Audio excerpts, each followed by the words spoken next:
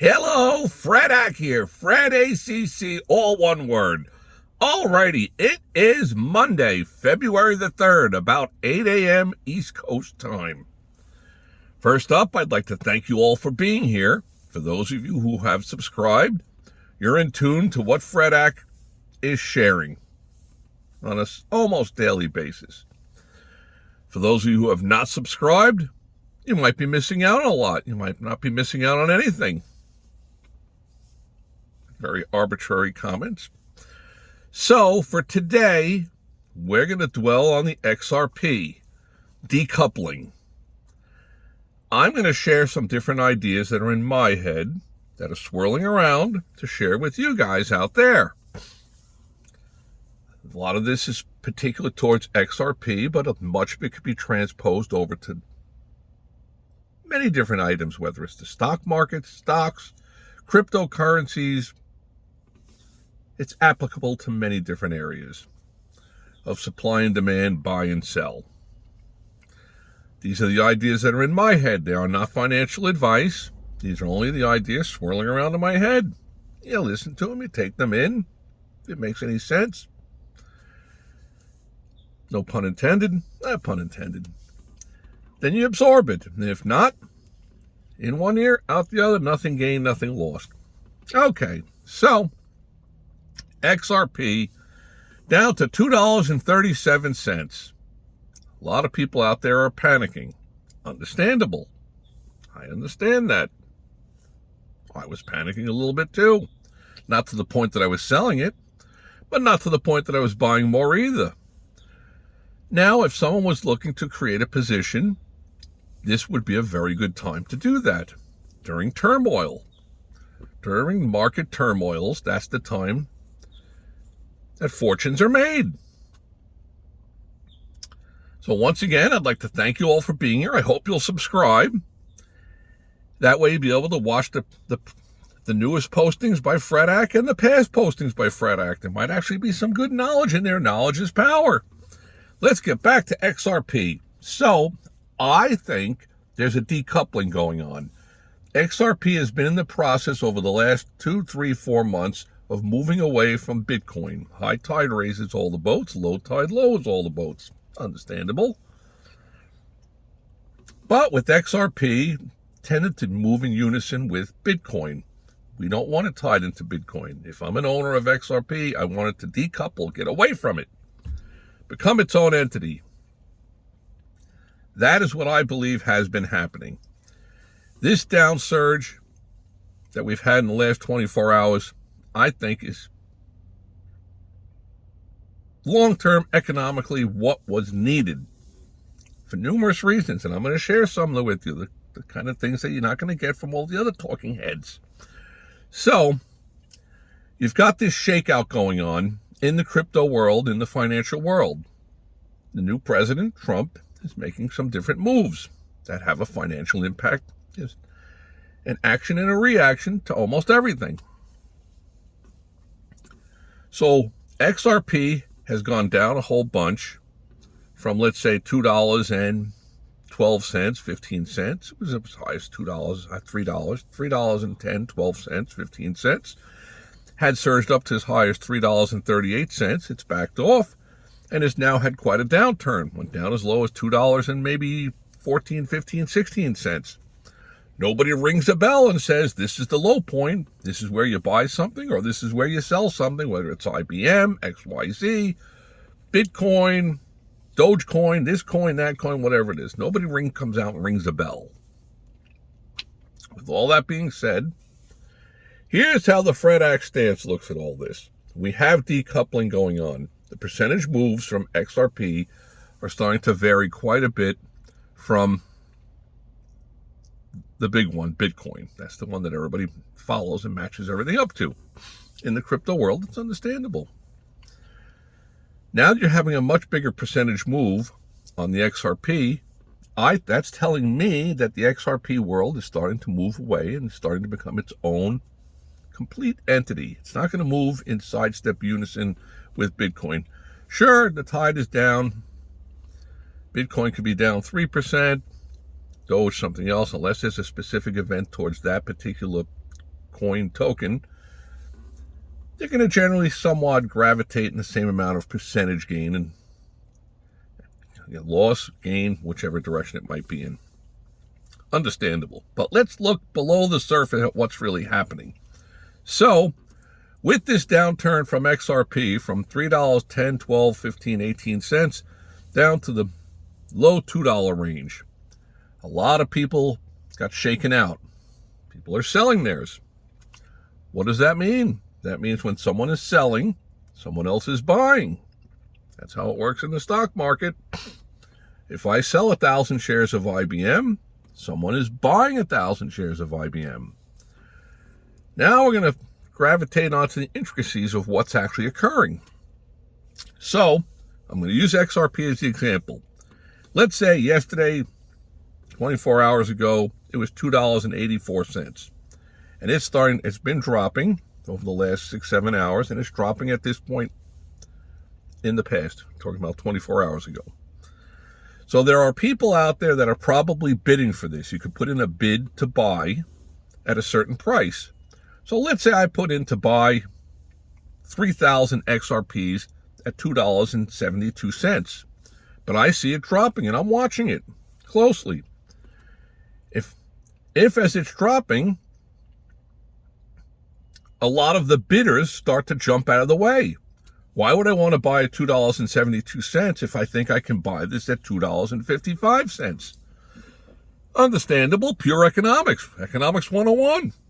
Buy low, sell high. So potentially when you have something that's going downward and to the reverse side going upwards, there are bidders and there's people trying to sell on the offer when it's going to the upside. But right now I'm using the downside here to understand it all.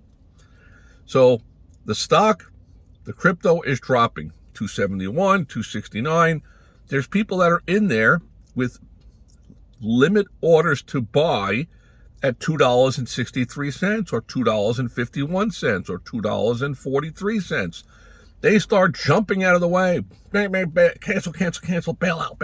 Let me get out of the way. Why do I want to pay $2.58 if I think I can grab this at $2.03? So you start to readjust and you put in a new price to buy. So there's this kind of a scatter effect of the bidders. And I think that's what's been occurring, because when you see a big V on the chart straight on down, as that's occurring, more and more potential buyers are bailing out of the way. Still, all the items that are being sold to someone else. So with this shakeout, we're getting a whole group of new owners. Hopefully that makes sense. SENSE and also CENTS. So that's on the bidding side. You could reverse all this on the offer side. On the selling side too, when things are rising, there's going to be a certain amount of resistance to those who are there looking to sell at a certain price. But then as something starts to run, once it starts to deviate away from where it's been, now you're going into open fields where there's potential gaps to the upside or to the downside. And when you have these gaps, more and more of the potential buyers on the bidding side are watching this, and they're like, cancel. Let me get out of the way. Let me lower it by 8 cents. Let me lower it by 3 cents. What the heck? If you're going to buy 80,000 of XRP at $2.54, you'd rather own it at $2.48. It's a huge difference. So that's what I think is going on out there in the XRP world. Long term, let me give the long term from Fred Ack. A little bit of an analogy. Let's say you buy a house and you bought it into the upswing of the housing surging prices. You pay $600,000 for it. Nice house, 4 bedrooms, 3 baths, blah, blah, blah, blah, blah. There starts to be a correction in the housing market. Usually it's an economic downturn. So things start to come down in price. So now you realize, gee, if I had to sell it, I could only get $500,000. Now it's down to $450,000. Now it's down to $400,000. The critical point starts to become when the person put down a small amount of money and has a huge mortgage. If the mortgage is $480,000 and you can't get rid of the house for $410,000, you start thinking about, here's the keys, you let the bank own it. You've got the mortgage on it. It's all yours. I'm walking away. I'm done with it. That's when you start to get a cascading effect to the downside, when people start to walk away. Still, with all that being said, when a price is starting to drop down, you're looking at a situation where people are panicking. And here's how the general panic goes. Oh my gosh, I bought my house for $600,000. It's only worth $450,000. What should I do? My comment to them will usually be, are you selling? No. Do you need to sell very soon? No. Then if you sell the house in 2035, 2038, and you get $1.3 million for it, does it really matter in 2025 how the price, there was an economic downturn, and the house you purchased for $600,000, the most you could get was $450,000? It really doesn't matter. So when it comes to something like XRP at $2.37, I'm not panicking over it. I guess partly someone could say, well, yeah, sure, Fred, you got it in a really low price. That is true, I did. But I'm sitting tight because I've seen the roller coaster rides to fortunes being made. And it's a roller coaster ride. To me, this sets XRP up to potentially go a lot higher. Now, with that being said, the reality is, purchasing it here at $2.37, these are only my opinions. At $2.37, it's in a little bit of a dangerous area. Whereas if you told me what would be a safer buy, I would say when it breaks $2.91, it's going over $3. It's on its way back up. It's in demand. It's being sought after. A person might say, yeah, but why didn't I buy it at $2.37? I'd like to own it so much cheaper. My personal opinion is that with the momentum that would be building on it at $2.91, I would feel much stronger to get involved with this thing that is going to the upside. I'm giving up some of the gain that I could have made, but I would have been gambling more. I would have been in a mathematical in the headlights, not knowing which way it's all going to go. Back on October the 22nd, when I spoke about generational wealth, it was at 52 cents. I was imploring people, you got to get involved with something that's going to change your life. That's what Fred Act does. That's why we're trying to get the streaming channel going on the day trading. It's not a lifeline to tremendous riches, but it could be. There's a lot of money out there, but it's a really tough game.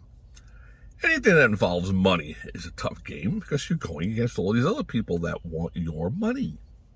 And you want their money. It's almost like a poker game. Alrighty, a lot having been said here by Fred Ack. $2.37 for XRP. I personally think this is the time where you sit tight because down the road, 4, 5, 7, 10 months, 15 years from now, you look over your shoulder, you say, who would have ever thought this thing would be over $700 per token or coin? Those people that endured it while it rose, while it dipped. But if you got in cheap, it's always good to have a game plan, have some kind of a game plan. If you're in for generational wealth, which I am in for, I'm sitting tight. But everybody's got to make their own decisions and do what's best for them. My suggestion, subscribe, start to watch what's getting posted by Fred Ack. We try to bring you some different stuff that you don't get from all the other talking heads. May all your days be winning ones. Thanks.